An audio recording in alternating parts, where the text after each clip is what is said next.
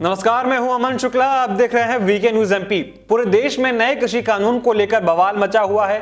इस कानून को लेकर पंजाब, हरियाणा सहित कई राज्यों के किसान दिल्ली बॉर्डर पर पिछले 2 महीने से धरने पर बैठे हैं। इनकी मांग है कि नए कृषि कानून को रद्द किया जाए। इसी के चलते कुछ राजनीतिक दल भी नए कानून को लेकर किसानों को भड़का रहे हैं और अपनी राजनीतिक रोटी सेकने में लगे हैं। लेकिन सरकार बार बार कह रही है कि यह कानून किसानों के हित में है और इससे देश भर के किसानों को लाभ मिलना तय है। लेकिन कुछ राजनीतिक पार्टियां किसानों को यह कहकर भड़का रही हैं कि नया कानून लागू होने से देश के किसानों की जमीन को हड़प लिया जाएगा और उनको उनकी फसल का पैसा भी नहीं मिलेगा। इसके बाद अगर किसान सरकार से न्याय मांगेंगे तो उनको न्याय भी नहीं दिया जाएगा।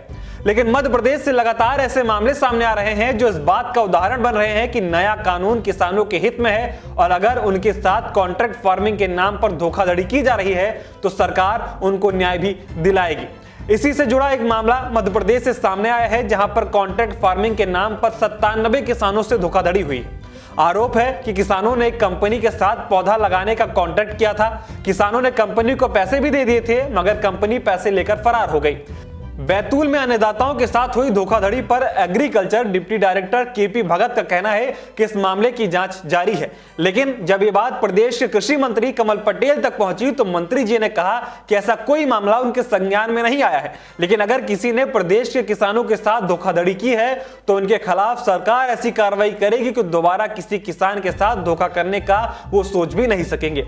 मंत्री जी ने चेतावनी दे दी है कि अगर कंपनी ने किसानों के साथ ऐसा कुछ किया है तो कंपनी किसानों का पैसा दे, नहीं तो सरकार कंपनी को ही नीलाम कर देगी और उससे जो पैसा आएगा उस पैसे से सरकार किसानों को पैसा देगी। कृषि मंत्री के इस रुख से साफ है कि सरकार किसानों के मामले में जरा सा भी लापरवाही नहीं बरतना चाहती और साथ ही चेतावनी भी दे दी है कि किसी ने किसानों को धोखा दिया तो अपनी संपत्ति नीलाम कराने के लिए तैयार है।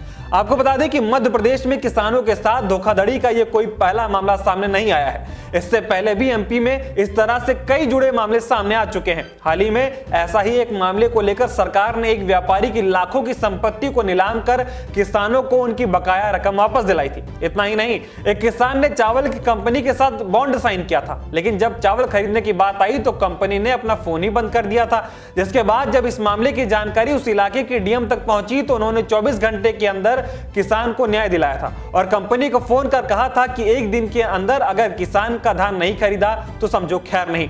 ये ऐसे मामले हैं जो ये बता रहे हैं कि नया कृषि कानून किसानों को लाभ दिला रहा है और अगर किसी के साथ कोई फर्जीवाड़ा हो रहा है तो सरकार कंपनियों की संपत्ति को नीलाम कर किसानों को बकाया वापस दिलाने का काम कर रही है। और यह सब तब हो रहा है जब नया कृषि कानून होल्ड पर है। इसलिए जो किसान कुछ राजनीतिक दलों के भड़कावे में आकर कानून का विरोध कर रहे हैं उनको ये खबर जरूर देखनी चाहिए ताकि उनको ये पता चले कि सरकार ने उनके भले के लिए ही ये कानून बनाया है। इस खबर में फिलहाल इतना ही। खबर कैसी लगी कमेंट कर जरूर बताएं।